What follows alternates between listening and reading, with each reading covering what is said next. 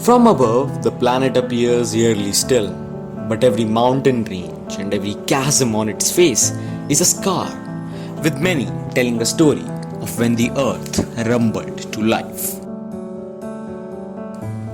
Earthquakes occur around the world. They've been recorded on all 7 continents, but most quakes take place in just 3 regions: the Mid Atlantic Ridge, an underwater line that runs down the Atlantic Ocean, the Alpine Belt, which stretches from the Mediterranean to the Southeast Asia, and the Circum-Pacific Belt, which traces along the edges of the Pacific Ocean and is where about 80% of all earthquakes occur.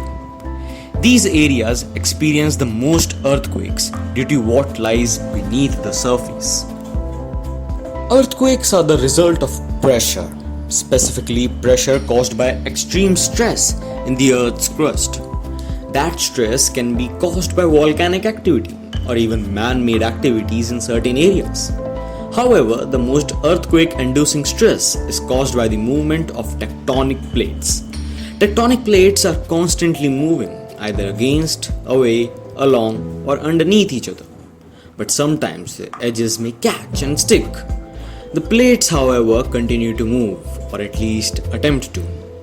Energy from this attempted movement builds around the edge's sticking point, creating immense pressure until the edges are forced to let go and the plates slip. This causes a sudden and powerful release of energy, so powerful that it breaks the Earth's crust. This fracturing emits shock waves through the ground and it causes immense vibrations or quakes.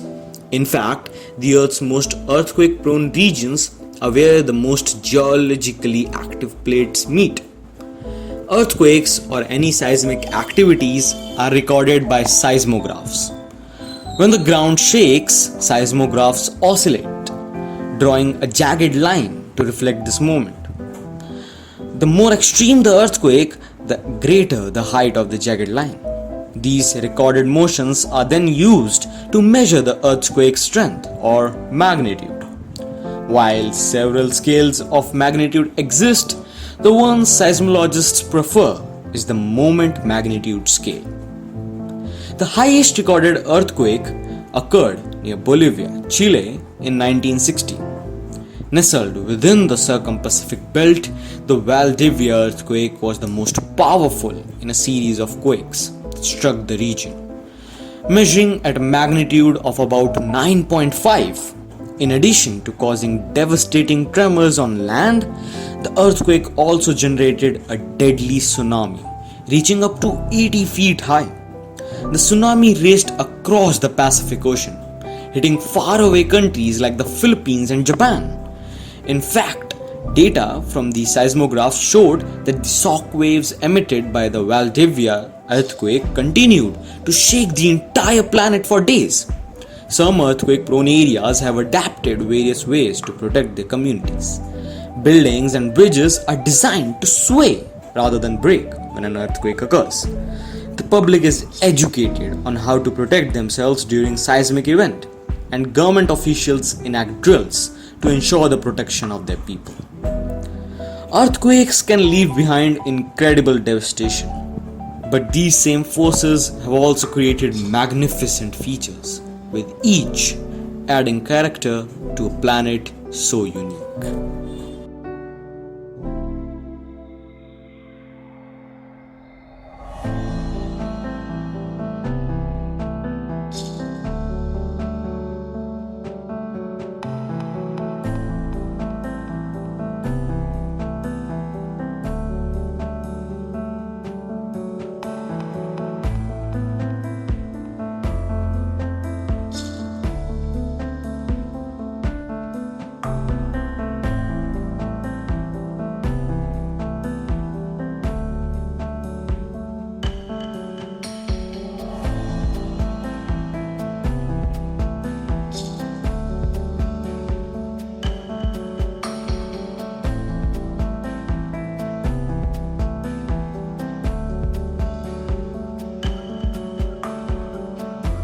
So, how to protect oneself and behave in the event of an earthquake? An earthquake is one or multiple series of vibrations on the ground that can cause serious damage to life and property. During an earthquake, do not run away. Falling objects represent a danger. If you're inside, take shelter underneath a sturdy piece of furniture or in the corner of a wall.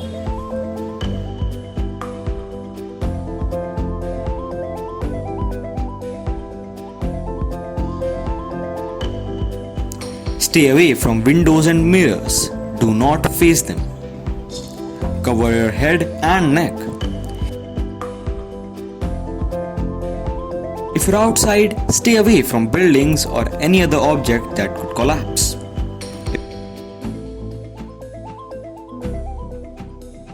If you're driving, pull up your car at a safe distance from anything that could fall down. Avoid overpasses and power lines. Stay inside your car until the earthquake is over. If you're in a crowded area, crouch and cover your head and neck with your hands and arms.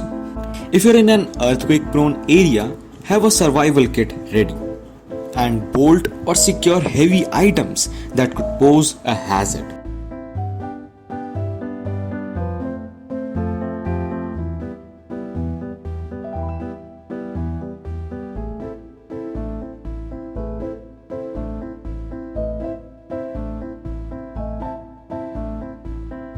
If an earthquake hits, do not head for the doorway.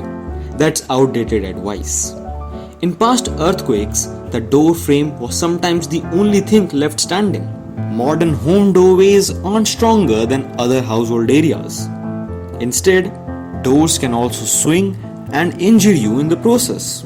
You should use the USGS recommended drop, cover and hold on. This means dropping to the floor and getting under a desk or table.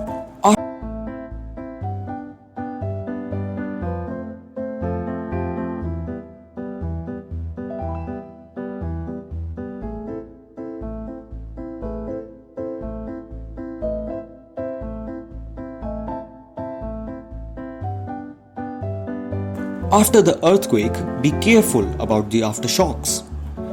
Close the water and gas inlet taps. Open doors and windows in the event of a gas leak.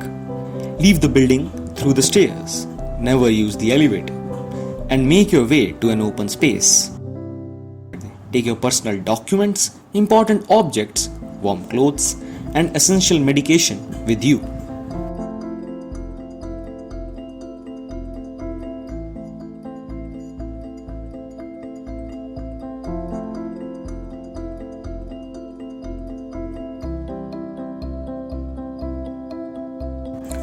With just a little planning, you can be ready just in case a disaster strikes.